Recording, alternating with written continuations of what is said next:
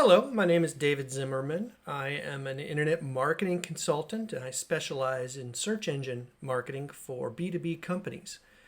Today I'm going to talk to you about how to do keyword research and what keywords should you choose for an SEO campaign. Even though I focus on B2B companies, I think you'll find that this is true for any company, whether you are B2B, B2C, B2C2B, B2B2C, or any other acronym that you can think of. This is kind of the foundation of any SEO campaign, and I hope that you will benefit from learning how to promote your business better as a result of learning what keywords you should choose for an SEO campaign. There's a lot that comes with keyword research, and there's a lot you need to know to do it right. I want to start from a place that, you're here to learn about keyword research, but let's start by talking about why keyword research is important. Obviously, you think it's important enough to show up today to listen to what I've got to say about it, but I wanted to pause for a moment and make sure we're all on the same page when it comes to keyword research. So I think the first question that keyword research answers, and this is super important when it comes to SEO, is, are your customers looking for you? That's right. Sometimes you offer a product or a service that's a little bit too new, too novel, too unique, that people don't yet know the solution you have to offer is out there. Well, SEO is a great marketing strategy. I love it, and I think most businesses can benefit from it. However, in some circumstances, people don't know your solution is available, and they don't know to look for it. SEO responds to demand of people searching for things. It doesn't create demand for people to search for your products. So if your customers aren't looking for you, then we can't rank for a term that they aren't searching for if you want to use SEO to grow your business. So the first part of any SEO process is keyword research, because we want to make sure your customers are looking for you before you even begin an SEO campaign. In some cases, I think I might have just saved you a lot of time, trouble, and money, because SEO might not be the marketing channel to promote what your business has to offer. But the other reason keyword research is important is because, frankly, it's the foundation of any good SEO campaign. SEO, most people think of when they think of SEO is the on-page optimization. And keyword research will definitely tell us what we should be talking about on the page if we expect to get traffic and customers from our SEO efforts. But it does a lot more than just tell us what we should optimize a page for. Keyword research can help you with content creation. The fact is any SEO campaign has an insatiable desire for new content to put on your site. Blog posts, more videos, more images, infographics, blah, blah, blah, blah. Content is really unlimited when it comes to an SEO campaign. What the heck do we write about? Well, the keyword research process is going to show us how customers are looking for us and what they're asking about what we have to offer. And that's going to help us generate a ton of content, which is going to lead us to SEO success. And another important part of any SEO campaign is link building, or what some people call off-site optimization. Google uses the keywords, the ideas on the page to determine what a page is about. But of all the pages on the internet that talk about the same topic, which one's the best? Google uses links from other websites to determine that. And so we need to be building links from one site to our site if we want to expect Google to consider us the true authority on our topic. This is tough. It's hard to do right. It's hard to do well. It's there's a lot of ways to cut corners, but I wouldn't recommend it. So if you want to do link building right, the first thing you need to do is understand how to do keyword research. It's going to come up with a ton of ideas for you for keywords or for link building. It's going to come up with a ton of great opportunities for you. That's why keyword research is important. It helps us identify whether customers are looking for us in the first place, or if they are, how they're looking for us. And then it's the foundation for everything involved in how we do SEO from that point forward. Well, okay, great, David. Yeah, I know this. That's why I'm here. Let's get to it. All right, let's do it. How do you do keyword research? I think there's basically 5 steps to keyword research. First, we're going to brainstorm a big list of keywords. Next, we're going to clarify those keywords into a little bit more focus that focuses around what our business has to offer. Third, we are going to go to apply some data to those numbers so we're not just guessing how our customers might be looking for us. Once we have data, we're going to organize that keyword list into various ideas and topics. And once we have those topics, we're going to focus our keywords on particular pages. So let's get started. And the first step is brainstorming. And if any of you ever done a brainstorming thing, you know the first thing we're doing is we're creating a big old list. I just like to sit down and think about all the different ways someone might be searching for my client. Now, if you've ever done keyword research, I think you might know that the most important part of a brainstorming list is to not edit yourself, is to just put more and more opportunities, ideas down there.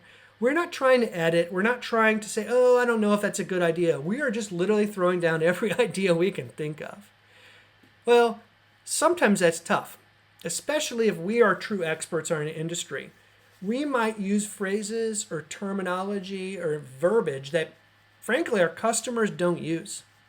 And that's where I think we need to tap into the resources that we have. Go to your customers. Talk to them about how they would look for your services. Listen to how they describe your services to you.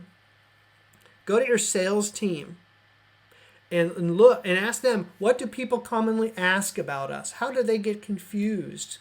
The fact is that sometimes customers might search for you using the wrong idea, but you'd be willing to take money for them even if they're a little uninformed when it comes to your products or services. Those keywords are important, and we just want to gather as much ideas as we can is the first step to keyword research. When we've done this, another way we can come up with new ideas is simply going to Google. I like to take, after I've done my first initial list, is take some of those ideas and go to Google and just type them in. There's going to be a ton of data for us for keyword research. For instance, have you ever noticed when you type something into Google, it's trying to help you out by suggesting other ideas related to it? That's called Google Autosuggest. Now, if you've ever done a search for that phrase before, Google's going to suggest that you might be looking for that phrase again. But the other words in that list as you type are phrases other people have entered into Google at that time. The second thing you might find on a Google search result is the people also ask. This is the idea that, hey, you know what? If people are looking for this idea, they're also asking these questions. You might find this kind of in the middle of the search results page. Oftentimes these are questions. You know what? If you're entering a keyword and people are also asking about a topic, maybe you should write it down and save it for later. These are questions your customers might be asking about your topic, and these will come in really valuable when you're trying to create content. At the bottom of the search results page, you're going to see that people also search list of keywords. Write those down too. In fact, click on them and see, go into the rabbit hole a little bit. See how people will be searching for your idea. This is a great way to make sure you're not just using your own internal language to talk about the products or services you have. These are things that people are also looking for related to your topic. Some of them might not be relevant. Some of them might be new ideas you've not thought of yet. But it's worth your time going down that rabbit hole. Another great opportunity for keyword brainstorming is the Google Search Console. I hope you've all installed Google Search Console. It's free. There's no reason not to, and there's a ton of valuable information in there. Google Search Console will tell you all the ways people are searching Google to find what your business website. Now, we need to understand this data a little bit to use it effectively. This is how people are searching for you and finding you now. There might be other ways they could find what you have to offer later, and it's not going to tell us what people aren't finding our site with, but it is telling us what they're already finding our site with. In other words, this identifies what they're already finding us with, not what they could find us with. With keyword research, we're hoping to identify the opportunities they haven't found us for yet. But the Google Search Console data is what they're already finding us for. Let's consider that so we don't unoptimize ourselves out of ideas that we're already getting customers for. Well, and last, if you're already running a Google Ads campaign, don't forget to look there. You're bidding on specific keywords or phrases or exact match keywords, and those are generating not only traffic, but hopefully customers. You can then go into your data and look at what keywords you should focus on. Now, don't just look at the keywords you're bidding on. Look at what Google calls search queries, which are the phrases people enter into Google that are matched with the keyword you're bidding on. The search queries are the data that people are searching with Google. Make sure you write those down too and save them. There's a lot of good information. So when you come in to brainstorm your list, use as many resources as you possibly can to find the data that's out there. And once you've brainstormed a list, we need to take a moment and clarify that list. Now, that's a little confusing. I don't really know how better to describe it. But let's pretend for a moment we're doing keyword research for a landscape architecture firm. Okay, we've done a big brainstorm list of all the ideas around landscape architecture, things like that. Well, we're going to clarify this list a little bit more in terms of how our customers might be looking for us. And I think the first place we need to turn is to ask ourselves, does geography matter to our business? That's just an interesting question because there's some companies you can only serve a very specific area. Maybe you're a plumber. You have a very specific area in which you're willing to go and do business. Okay, well, you'll definitely want to include phrases that are geographically specific. I'm basically saying the town you live in, right? Now, maybe you are a lawyer and you can serve a state because you have a certification from the bar in that state. So you're going to want to include the state in your keywords. You're going to modify the keyword brainstorm list with the geography that you can focus on. But, sometimes your business isn't specific to a geography. Landscape architect might be a great example of this. A landscape architect can provide landscape architecture services, well, really anywhere. So the geography might not matter for their business. However, it might be easier to show up in Google for landscape architect in Charlotte, North Carolina, than it will be to compete with all landscape architects nationally in the United States. So even though theoretically you could serve beyond your own city, you might want to consider your own town as part of your keywords. Yeah, you can limit yourself and say, oh, you might appear too small town, but it's going to be a better place to start than it is to try to compete uphill for a national phrase, especially if you're a smaller business. So consider geography and how that would modify the phrases people use to search for your business. The second thing I think a lot of people overlook is the idea of like a classifier. And I don't know how to describe that better than that, except to say, what kinds of things does your business provide? Could they describe you as a company? Services? Do you provide services? Are you a provider? Like, for example, if we were a landscape architect, okay, that is maybe a keyword we would want to consider. But should we modify that a little bit more by calling ourselves a landscape architect company? That we provide landscape architect services? That we are a landscape architect firm, an agency? Let's modify our keyword with ideas that relate to us as a business. I think when we do that, we'll find that we are better connected to our potential customers rather than just an idea, a very broad idea. And here's why I think it's important to consider things like geography and classifiers. It's because of what's the difference between the long tail and the short tail. Now, this is a concept that was promoted by Chris Anderson in the book The Long Tail, which is a great read, by the way. But the idea here is that, well, it's best represented in this graph. Look at this graph for a moment and see the y-axis, if you can go back to elementary school math for a moment, how many people are searching for a particular idea or keyword.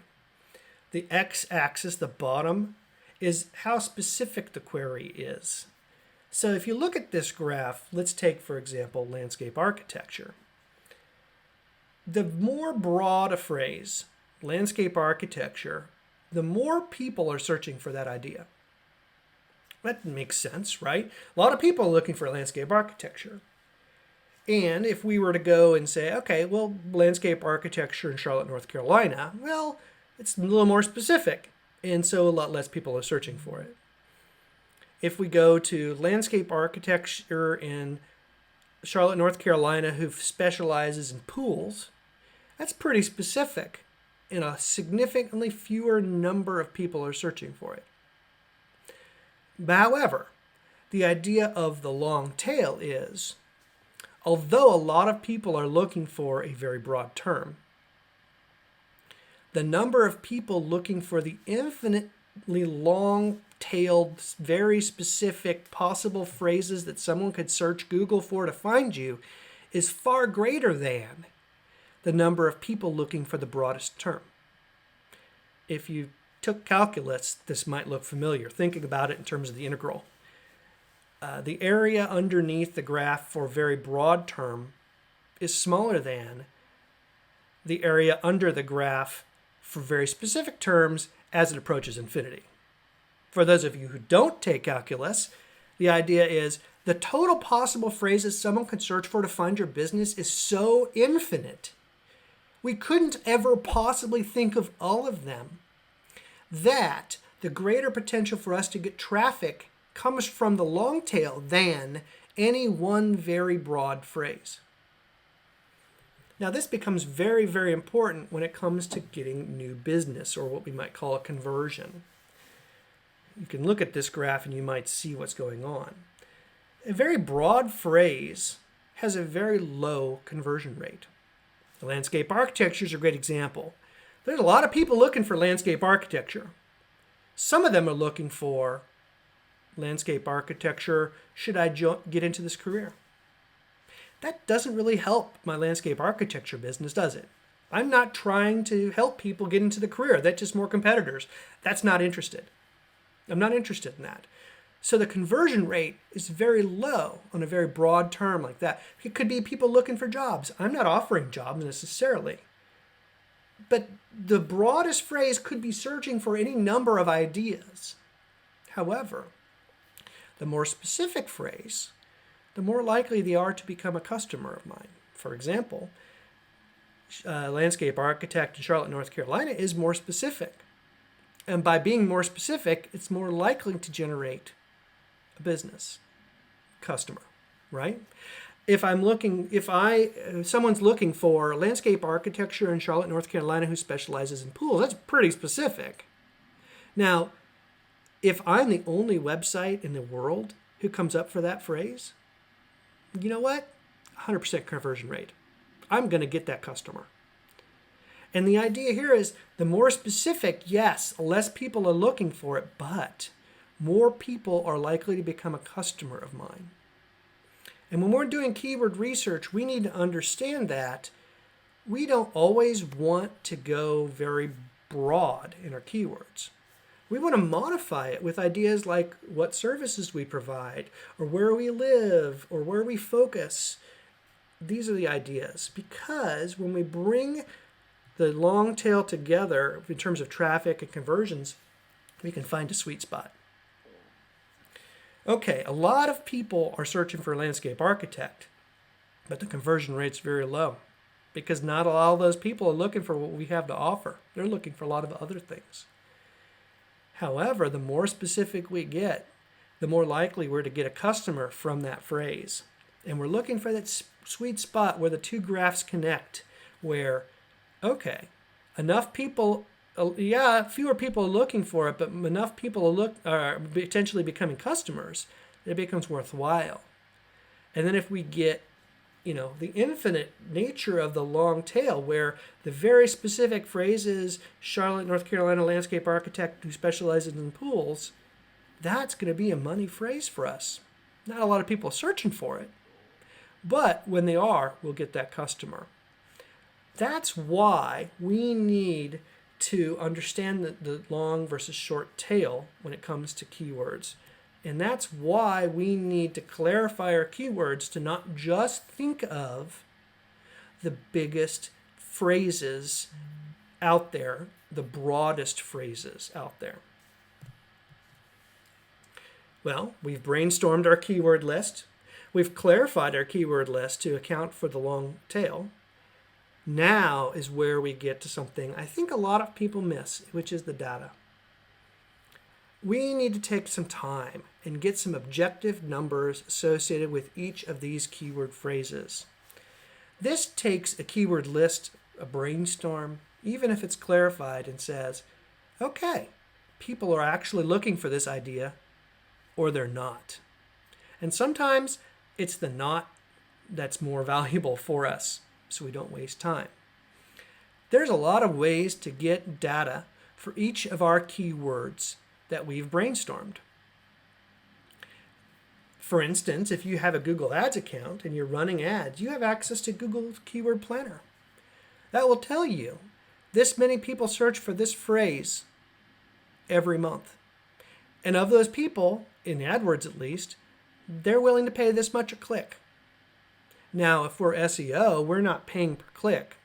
However, if people are willing to pay for a click, we should probably consider that, because that means they're probably making money from that phrase. And from an SEO, if we can get traffic for that phrase, we might be able to make money for free. Keyword Planner is a great source of data. You can enter in your brainstorm list and it'll tell you the data on all of these different keywords you've brainstormed. Now, not all of us are running Google Ads campaigns, and I'm not necessarily here to recommend that today, but we have a free tool, Google Trends. Google Trends is, you can enter a phrase into Google Trends, and it'll tell you this is how popular that phrase is on the web. Some are more popular than others. It would be a way to say, you know what? I thought my customers were looking for me this way, but in reality, they're looking for me that way. And it will be a very helpful tool to pull some data so you know, not, I really feel my customers are looking for it, or anecdotal, my customers tell me they search for this phrase. Reality, you will know they're more likely to search for this than that because Google is telling you that's where people are searching. Now, there are all kinds of alternative paid third-party solutions to get keyword data. Go ahead and try them out if you'd like.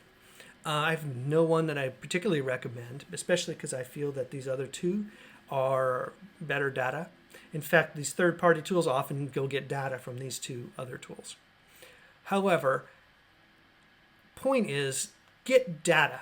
Don't just guess. Don't just feel that people tend to search for that phrase or that one. Use data to know. That way you know whether people look for landscape architect or landscape architecture, whether they call you a company or a firm or an agency or a provider or a service. You will know how your customers are looking for you based on an objective data. And that takes the guesswork out of picking your keywords. Well, once you have the data and you know how your customers are looking for you, it's now time to organize your keywords. And this is where I have to say, we can sometimes miss the forest for the trees. Especially those of you who, like me, like the Yoast SEO plugin for WordPress. It's a great plugin. I use it too. But sometimes it's so laser focused on a particular word, it misses something that's really important. Google isn't thinking about your page in terms of a keyword. It is thinking about it in terms of a topic. You know, it used to be that when we did SEO, we'd have a page for lawyer and a page for attorney and a page for law firm. Google nowadays is more sophisticated than that. It knows a lawyer is an attorney. And so to have two pages, one for lawyer, one for attorney, is really kind of missing the point. It's getting too specific. It's actually something Google calls a doorway page, and it doesn't recommend. I don't either. Now, it's also smart enough to know if you have a page about a lawyer and attorney and you don't talk about the fact that you're a law firm, that's weird, because lawyers work at law firms and it's that sophisticated. So what we need to do is think in terms of topic, not in terms of phrase, and go through your brainstorm list and say, okay, we're going to put all these specific phrases in a grouping for a topic. And this specific keywords are another topic.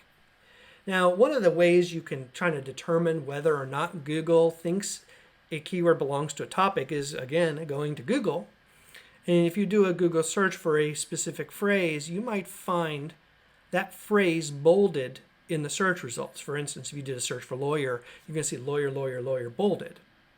But you might also see the word attorney bolded in a search for lawyer.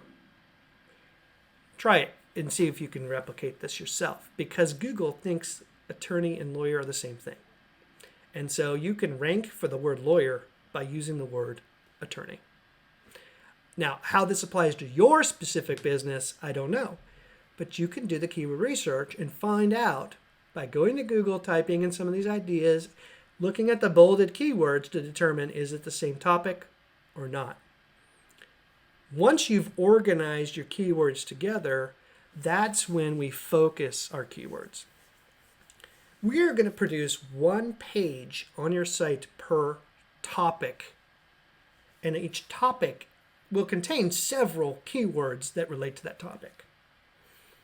Now, you may, in fact, if you've done the keyword research right, you probably did identify pages for your site that you didn't even know you needed. Build them, right? You might have opened up the door into new product lines, new services your company can provide in order to find you and what you have to offer. So don't just optimize your existing pages for topics. Identify new pages you need to build. Build them. You've done the keyword research. You know how customers are looking for it. Include those words on the page. And that's how to do keyword research. Brainstorm a big list. Clarify it. Understanding the difference between long tail and short tail. Get some data behind that data, behind those keywords. Organize them into topical groups and then focus each topic on a different page of your site, sometimes building new sites. So, you've done keyword research. Congratulations! That's pretty cool, huh? Well, what's next? Now that you've done keyword research, you need to ask yourself, are people searching for your business? Sometimes people aren't searching for what your business has to offer. That's okay. What that's done for you is now you know that SEO isn't the best way to market your company or your services, or maybe some services people are looking for and some services people aren't looking for yet. Find another way to market your business. SEO responds to demand. If people aren't looking for a service, that means you need to do a demand generation marketing campaign. That's a PR campaign, maybe social media, maybe it's display advertising, maybe it's any number of ways to generate demand for the services that you have to offer, but SEO isn't going to be the way to do it. Sorry, I hate to be the bearer of bad news if this is you, but I hope this has saved you money and time and trouble and not try to SEO something that people aren't looking for. However, I'd suggest most businesses, there's something they have to offer that people are looking for. And if you've done the keyword research and identified those ideas, it's time to start an SEO campaign. Now, there's several parts of an SEO campaign that we need to talk about. The first one is technical SEO. Now, I have spoken at WordCamps at length on technical SEO, and if you run a WordPress website, you've got 90% of it already set up. But the fact is you can't optimize a site that Google can't read, and that's what technical SEO is making sure. Now, I can't give you an entire discourse on technical SEO today. The short version is install Google Search Console. If Google has a hard time reading any part of your site, it's going to tell you there. Use Google Search Console to make sure Google is reading your site correctly and accurately, and that's probably the best piece of advice I can give you on short notice for technical SEO. But again, if you're running WordPress, most of it is out of the box, taken care of right. That's why WordPress is such a great solution. Once you got the technical SEO out of the way, making sure everything's working right, now it's time for on-page optimization. Now, again, this is what most people think of when they think of SEO. And now that you've gotten a list of all the keywords that you know people are searching for because you've got data, and it's organized into topics, now you know on each page what you should be talking about. Now, there's all kinds of little things you can do. You can do alt tags, you can do this, you can do that, blah, blah, blah, blah. Hey, don't get too overwhelmed in the details. If you simply talk about your products or services in terms that people are using to find them, you're getting most of the way there. Just work on speaking your customer's language. I mean, that's just basic marketing, isn't it? Like, speaking to your customers in words that they understand. Good marketing is good SEO. And if you just do that, okay, there's a lot of little details we can do, but the bulk of the work is using the phrases that our customers are choosing to search for us. But there's a lot more to SEO than just on-page optimization. You're going to want to create a bunch of content. There's a lot to do when it comes to content creation for a website. Maybe this is blog posts, and it's as simple as that. Maybe it's videos. Maybe it's infographics. Maybe it's ebook downloads. I don't know. But you need to create content for your site. What do you talk about? Well, the keyword research process has maybe given you a bunch of ideas about which you can talk. Questions people are asking about your keywords. Does this sound familiar? Now you got a ton of ideas. Produce them. This is where you're going to get the long tail. Yeah, you're going to have a page on your site focused for each topic, but it's this content that you're producing in your blog, on your whatever, that's pointing to those main pages that's going to bring in the long tail for all those phrases that someone could possibly search for that we haven't even found yet. Now, I will say a moment that cutesy titles for content is probably a bad idea for SEO. Use phrases that people are actually searching for, and you'll find better success from your content creation. Next comes link building, and this becomes a scary thing for a lot of people, and I'd say should be a little scary. Link building is a great way to get your site into trouble, but it's very important, and so we need to talk about it. Link building, done right, can come out of a good set of keyword research. When you're doing Google searches to understand how people might be searching for you, you might identify there's a company that keeps coming up for my favorite keyword phrases, the ones that have data. That's a competitor. Maybe you should make note of that. Maybe you should look at how people are linking to their site and see if you can get links like they have, or even better than they have. Maybe there's associations that keep coming up, business associations, organizations, groups that are related to your industry. Great. Maybe you should join them. Sometimes you can get a link from that. Sometimes they have articles or blogs you can write about for them in their site that might link back to your site. The keyword research process will help you identify all kinds of link building opportunities. Now you just need to take the time and fulfill them. If people are looking for your business and you've done keyword research, there are going to be a ton of opportunities out there for you. And I hope that this has helped you see where the opportunities are and what you can do about it. If you'd like to go into a little more depth, I just started this whole thing called the SEO Game Plan. Go visit theseogameplan.com and you can get a free access to the keyword research process. I'm going to go into a little more depth in this, the SEO game plan that I have been able to get into today. And I'm going to offer all kinds of other ideas. Once you got the keyword research, how do you optimize a page? How do you do link building? How can you check Search Console for potential errors? All that's going to be covered in the SEO game plan. Because you participated in this webinar today, you can take advantage of free access to the keyword research plans for the SEO game plan. I hope you can join me there, get a little more depth, and hope it becomes a valuable part of your entire marketing plan. In the meanwhile, thank you so much for joining me today. I've had a great time talking about something I really love. I hope it's helped you. I hope it's given you a great start to start your own keyword research and really see if customers are looking for you, and if they are, how you can connect with them so that you can grow your business through a good SEO campaign.